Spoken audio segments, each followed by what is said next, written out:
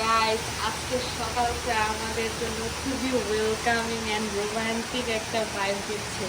আমরা আজকে ঘুম থেকে ওঠার পরে নাস্তা করে এসেই দেখি এত সুন্দর বৃষ্টি, মানে কি বলবো, এই ফিলটা আসলেই পুরা মানে বলে বোঝানোর মতো না। অস্থির একটা পরিবেশ তৈরি হয়েছে।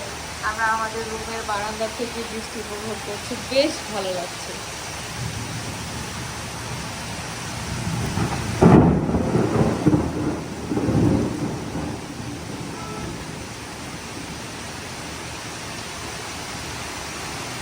কিছু দেখা যাচ্ছে না। What a view!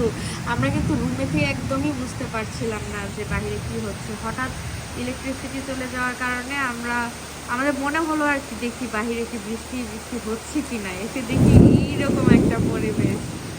জাস্ট